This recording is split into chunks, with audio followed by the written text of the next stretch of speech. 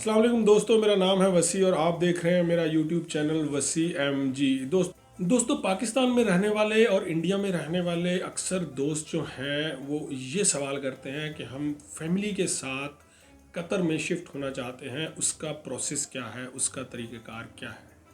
तो दोस्तों, आज इस मौजू पे हम खुल के बात करेंगे कि इस प्रोसेस के ऊपर कितना ख़र्चा आता है, फैमिली को स्पॉन्सर करने में कितना खर्चा आता है और कौन लोग एलिजिबल हैं जो अपनी फैमिलीज़ को बुला सकते हैं और कौन लोग हैं जो अपनी फैमिली को नहीं बुला सकते हैं।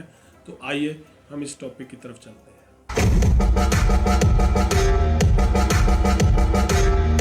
दोस्तों, अक्सर औकात ये होता है कि इंडिया और पाकिस्तान से जो लोग माइग्रेट करते हैं उनके जो इश्यूज़ होते हैं नॉर्मली वो सिक्योरिटी के इश्यूज़ ज़्यादा होते हैं कि वहाँ पे उनको सिक्योर इन्वायरमेंट नहीं मिल रही होती, किसी न किसी वजह से वो परेशान होते हैं। इकनॉमिकली तो चलो प्रॉब्लम्स होती हैं इंडिया में, पाकिस्तान में या जो भी हमारे तरक्की पजीर मुल्क हैं, वो थोड़ी बहुत प्रॉब्लम्स होती हैं, उसको आदमी मैनेज कर लेता है।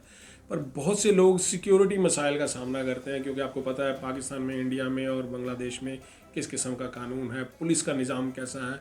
अगर आपके ख़िलाफ़ कोई भी आदमी केस बना दे या कुछ भी करना चाहे, किसी किस्म की भी दुश्मनी, जेलसी और क्राइम, आपको पता है कि हमारे यहाँ कितना ज़्यादा है, तो वो आपको किसी भी मुद्दे में, किसी भी केस में फंसा सकता है। तो इस तरह के बहुत से लोग होते हैं जो इस तरह की चीज़ों को फेस कर रहे होते हैं और परेशान होते हैं। तो वो ये चाहते हैं कि हम गल्फ़ में या किसी ऐसे कंट्री में शिफ्ट हो जाएं जहाँ पे इजी भी हो और ख़र्चा भी कम हो। तो उन लोगों को मेरा ये मशवरा है कि वो दुबई में, कतर में ईज़िली सेटल हो सकते हैं। तो कतर के हवाले से मैं उन्हें ये बता दूँ कि कतर में यहाँ पे फैमिली को बुलाने का प्रोसेस क्या है, फैमिली के साथ आप किस तरह सेटल हो सकते हैं। सिंपल उसमें एक प्रोसेस ये है कि आपके पास यहाँ पे एक अच्छी जॉब होनी चाहिए। अगर आप कोई इलेक्ट्रिकल इंजीनियर हैं या आप मैकेनिकल इंजीनियर हैं या आप अकाउंट्स ऑफिसर हैं या आप किसी भी शोबे में जिसमें भी आप महारत रखते हैं और आपकी उसमें कम से कम इनकम जो है वो 8,000 रियाल हो, कतर में 8,000 रियाल हो, तो आपको गवर्नमेंट ये अलाउ कर देती है। वैसे तो 6,000 रियाल को भी अलाउ कर देती है, मगर उसमें टर्म्स एंड कंडीशन है कुछ। 8,000 रियाल एक मुनासिब इनकम है, एक रीज़नेबल इनकम है जिसके ऊपर आप अपनी फैमिली को अफोर्ड कर सकते हैं और उनको एक अच्छी और सिक्योर लाइफ दे सकते हैं। अब आप कहेंगे कि यहाँ पे ख़र्चा कितना होगा, आप हमें वो बताएं। तो अब हम ख़र्चे के बारे में बात कर लेते हैं। तो ख़र्चा ये होगा, सबसे पहले तो जो आदमी यहाँ पे जॉब कर रहा है, जिसकी जॉब है कम से कम 8,000 है, अगर ज़्यादा से ज़्यादा 10, 20, 50 जितनी भी ज़्यादा है वो तो खैर एक अच्छी बात है, मगर एक 8,000 वाला आदमी जॉब कर रहा है तो सबसे पहले उसे अपनी फैमिली को स्पॉन्सरशिप करना है, वीज़ा देना है। वो खुद अपनी फैमिली को बुलाएगा। जहाँ पे एक ऑनलाइन पोर्टल सिस्टम है जिसको मतराश कहा जाता है, वो वहाँ से अपनी बीवी और अपने बच्चों के वीज़े अप्लाई करेगा और जैसे ही वीज़े अप्रूव होंगे उनकी फैमिली वहाँ से ट्रैवल करेगी और यहाँ आ जाएगी। यहाँ आते ही उनको कतर का आईडी इशू किया जाएगा। पाकिस्तान या इंडिया से लेकर यहाँ आने तक, कतर का आईडी इशू करने तक तकरीबन 2 बच्चे, अगर 2 बच्चे छोटे हैं यानी कि 8 साल या 10 साल के हैं, 12 साल के हैं, जैसे 2 बच्चे और वाइफ, इन 3 अफराद का ख़र्चा जो है वो अप्रॉक्सीमेट 2,500 से 3,000 रुपये वीज़ों का ख़र्चा हो जाएगा। उसके बाद ये परमानेंट कतर के रेजिडेंट हो जाएंगे, इनको आईडी इशू हो जाएगा। उसके बाद ये अपनी स्कूलिंग भी कर सकते हैं। उसके बाद इनके लिए हेल्थ के जो दरवाजे हैं वो भी ओपन है, वो भी फ्री हो जाते हैं। बच्चों की एजुकेशन के हवाले से सबसे पहले मैं ये बता दूं कि एजुकेशन का निज़ाम यहाँ पे बहुत ही आला है, मगर एजुकेशन यहाँ पे महंगी है। अगर आप बड़े स्कूल्स में जाते हैं, अमेरिकन स्कूल्स हैं, ब्रिटेन स्कूल हैं, तो यहाँ पे अच्छी खासी महंगी फ़ीसेस हैं। तो वो नॉर्मल मिडिल क्लास आदमी जो है 8-10 हज़ार रियाल कमाने वाला आदमी अमेरिकन स्कूल्स या ब्रिटेन स्कूल को अफोर्ड नहीं करता है। तो वो ज़्यादा है इंडियन स्कूल्स में या पाकिस्तानी स्कूल्स में। इंडियन स्कूल्स की फ़ीस थोड़ी सी कम है पाकिस्तानी स्कूल्स की निस्बत, मगर तकरीबन मिलती जुलती फ़ीसेस हैं। और पाकिस्तानी स्कूल्स में ये है कि बच्चे की फ़ीस मंथली 400 रियाल से लेकर फिर जैसे जैसे उसकी क्लासेस होती हैं तो 1,000 रियाल तक है। इसी तरह इंडियन स्कूल में भी 200 रियाल से लेकर फिर जैसे जैसे क्लासेस बढ़ती चली जाती हैं उनकी भी फ़ीसेस इसी तरह है। तो उसमें हमारे एशियन लोग जो हैं, इंडियन, पाकिस्तानी, तमाम लोग अपने बच्चों को उन्हीं स्कूल में एडमिशन दिलाते हैं और वहीं पे सब बच्चे पढ़ते हैं।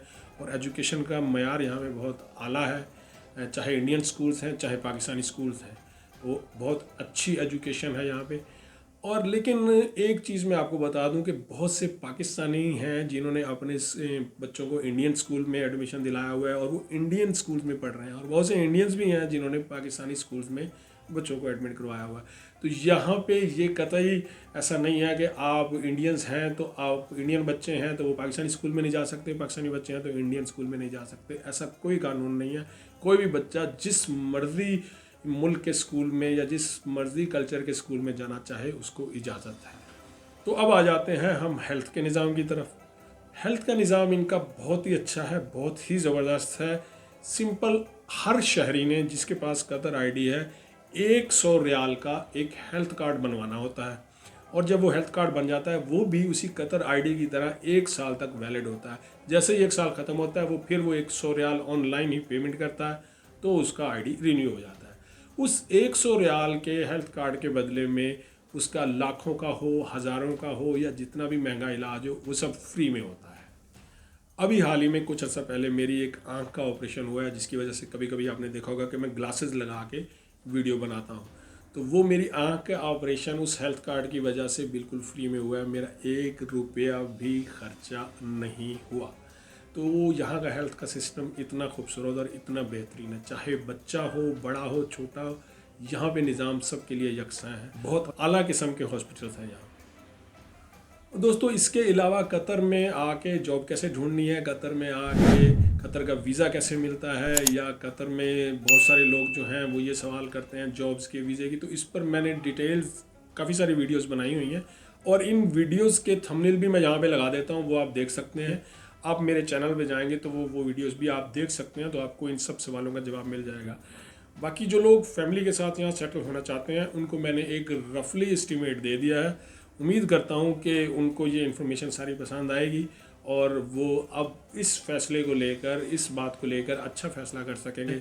और उम्मीद करता हूँ कि आपको आज की ये वीडियो पसंद आई होगी, ख़ासतौर पे उन लोगों के लिए जो फैमिली के साथ शिफ्ट होना चाहते हैं। तो तमाम दोस्तों से गुजारिश है, चैनल को लाइक करें, सब्सक्राइब करें। मिलते हैं अगली किसी वीडियो में, तब तक के लिए इजाज़त दीजिए। अल्लाह हाफिज़।